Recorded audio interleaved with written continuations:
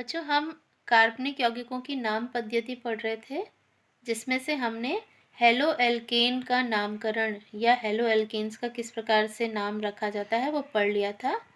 आज हम पढ़ेंगे एल्कोहल समूह का किस प्रकार से नाम रखते हैं, यानी वे कार्बनिक यौगिक जिनमें एल्कोहल क्रियात्मक समूह पाया जाता है, उन यौगिकों का नाम किस प्रकार से रखा जाता है।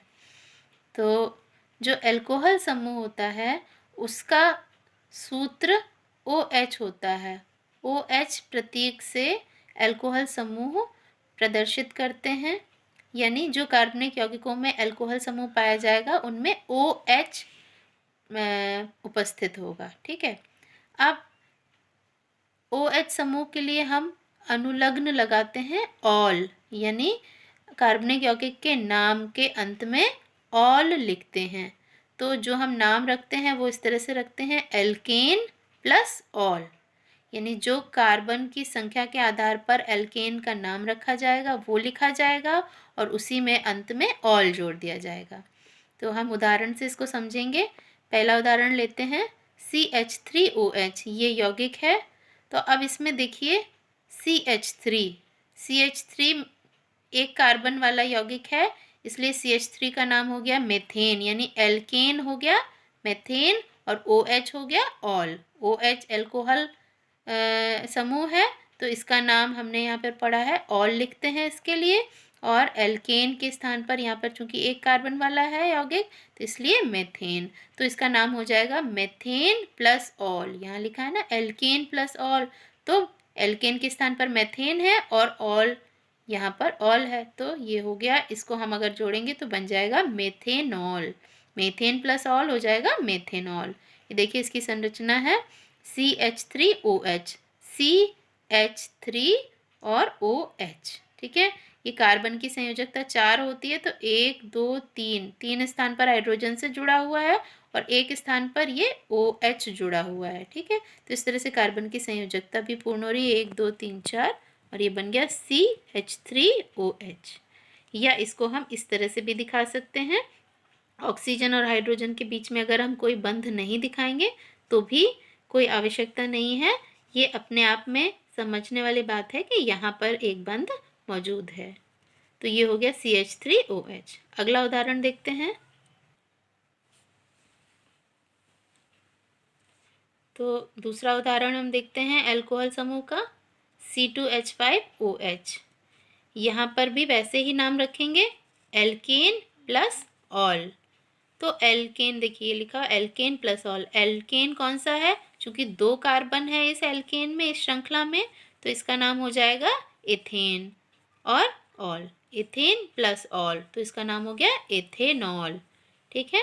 अब इसकी संरचना इस तरह से होगी C2H5OH। ये देखिए C2H5OH, 2 कार्बन आपस में सिंगल बॉन्ड एकल बंध से जुड़े हुए हैं और ये हाइड्रोजन संयोजकता पूर्ण करने के लिए, और यहाँ पर OH। ठीक है। तो ये हो गया एथेनॉल। अगला उदाहरण हम देखते हैं C3H7OH। कितने भी कार्बन का हम यौगिक ले सकते हैं, तो कार्बन की संख्या के आधार पर एल्केन का नाम रख देंगे, मेथेन, एथेन, प्रोपेन, ब्यूटेन, और अंत में ऑल लगा देंगे, चूंकि ये एल्कोहल समूह है जिसमें अनुलग्न हम जानते हैं ऑल लगता है। तो यहाँ पर हमने C3H7OH लिया है, यानी 3 कार्बन वाला ये यौगिक है, तो इसलिए 3 कार्बन वाले के एल्केन का नाम होता है प्रोपेन, और ऑल प्लस ऑल हो गया प्रोपेनॉल। ठीक है। इसकी भी संरचना देखिए, 3 कार्बन और हाइड्रोजन कितने हैं, 7, 1 2 3 4 5 6 7, और OH, ये हो गया OH। यहाँ पर हम बंध दिखाना चाहें तो दिखा सकते हैं, नहीं भी दिखाना चाहें तो कोई ज़रूरी नहीं है। तो ये हो गया प्रोपेनॉल। अब हम अगला क्रियात्मक समूह पढ़ेंगे, एल्डिहाइड। हमने हेलो एल्केन और एल्कोहल 2 पढ़ लिए हैं, अब हम अगला पढ़ेंगे एल्डिहाइड। तो एल्डिहाइड का जो प्रतीक होता है, जो सूत्र होता है, वो होता है CHO। तो किसी भी कार्बनिक यौगिक में अगर CHO लगा है तो समझ जाइए कि इस यौगिक में कौन सा क्रियात्मक समूह है, एल्डिहाइड। अब इसके लिए अनुलग्न लगाते हैं अल।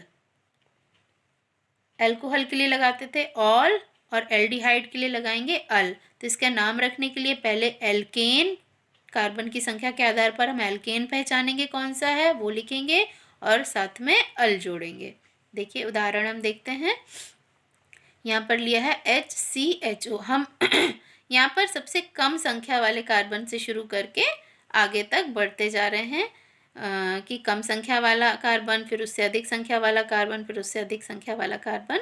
तो आप कितनी भी संख्या का कार्बन की श्रृंखला रख के उसका नाम बना सकते हैं। तो यहाँ पर हमने HCHO लिखा।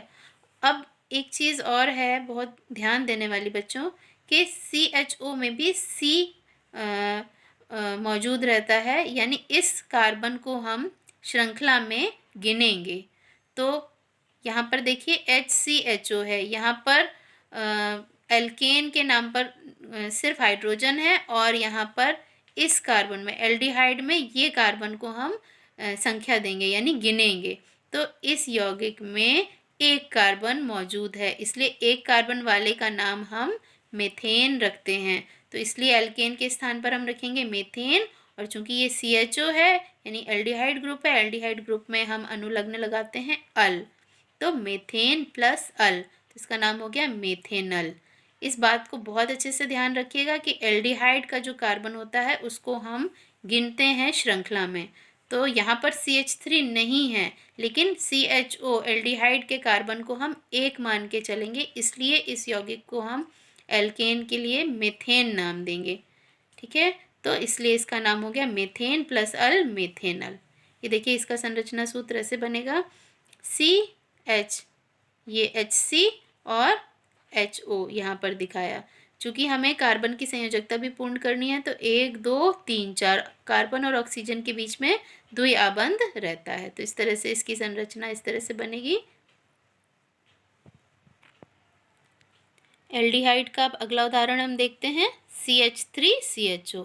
इसमें देखिए 2 कार्बन है, एक कार्बन एल्केन श्रेणी का और एक कार्बन एल्डिहाइड का। तो इस तरह से दोनों में मिला के 2 कार्बन हो गए।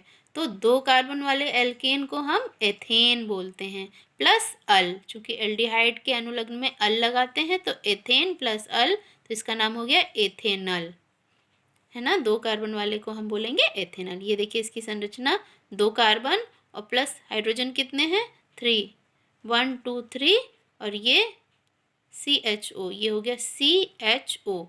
यहाँ पर O लगाने के बजाय हम यहाँ पर भी O जोड़ सकते हैं।